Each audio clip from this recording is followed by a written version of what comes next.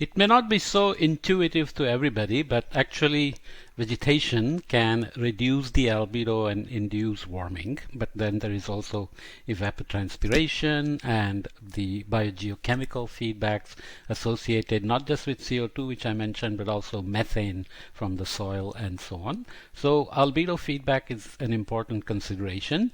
This is the map of albedo estimated by NASA using its visible measurements of visible radiation from satellites. So you can clearly see the feedback ranges from 0 to 0.4. As we have mentioned several times, the average feedback of Earth on whole is 0.3, 30%. We have seen that in the energy balance as well.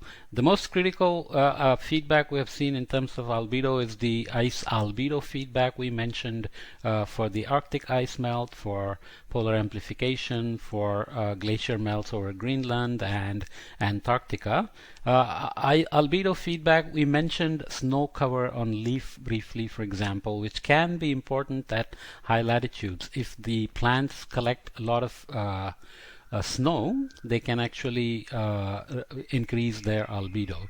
But looking just at soil surface roughness, which is an indication of vegetation, and albedo, there is a difference in the dry soil as well as moist soil as well as with the evapotranspiration and other feedbacks we looked at. So as soil surface roughness increases for both dry soil and moist soil, albedo decreases, but obviously the albedo of the dry soil, especially deserts for example, are very bright. The mean albedo is higher, and the drop with increase in surface roughness is also higher as opposed to the moist soil. So there is a strong albedo feedback of the vegetation which we have to be aware of. But as we said, it cannot be considered in isolation, because it's not just the plants and their darkness that matters, but when you have a certain scale of vegetation, this is the Amazonian figure, and the article headline says trees in the Amazon make their own rain.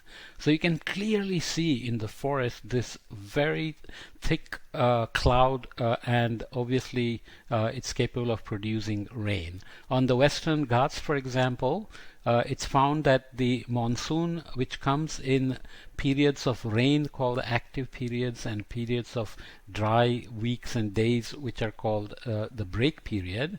So during the season you have a number of active periods and number of break periods, and their number depends on El Nino and the Atlantic Ocean and the waves from the other regions like the North Atlantic, Indian Ocean impact and so on.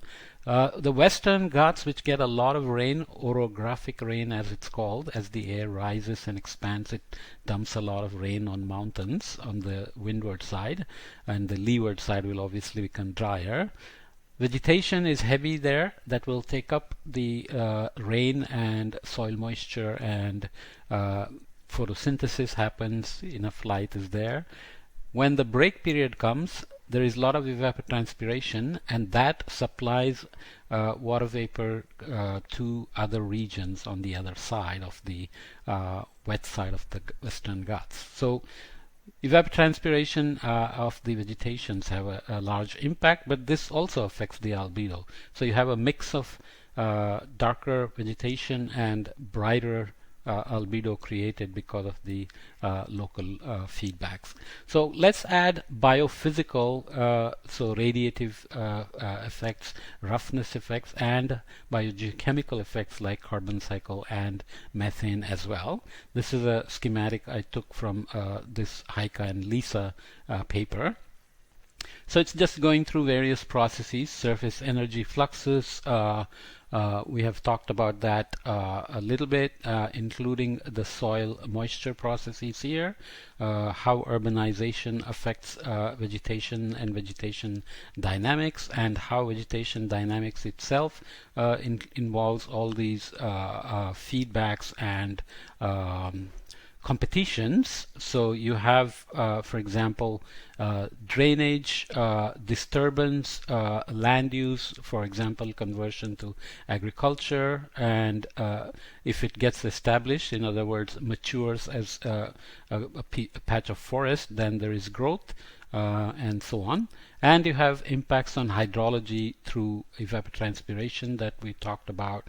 And the carbon cycle not only is about photosynthesis in the canopy, but also accumulation in the hard parts, and there is also soil carbon interaction with the roots. So carbohydrates produced are exuded into the soil, and there is remineralization of the organic matter into nutrients. There are lots of worms and so on living, which convert the organic matter back into soil and soil carbon, and release methane, and there is heterotrophic respiration at the surface by things that graze the vegetation and so on. I move the camera, I hope I can still be seen.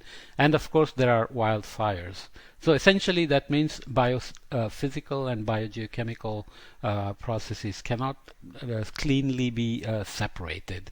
Plants not only affect albedo, but they also have functional traits which can influence drought intensification and land atmosphere feedback. So these tree species in hotter climates like oaks in California and the Mediterranean respond to drought by quickly spending the water available to them. So they in fact can desiccate the land because they say drought is coming, already there is deficit rainfall, so I'm just going to use up the the water that I have. Okay, so you can imagine that the albedo feedback is not just going to be about albedo, but it's intimately connected to the vegetation cover, its processes, its responses to rainfall deficit, warming, and warming can also trigger microbial activity and emissions of greenhouse gas fluxes.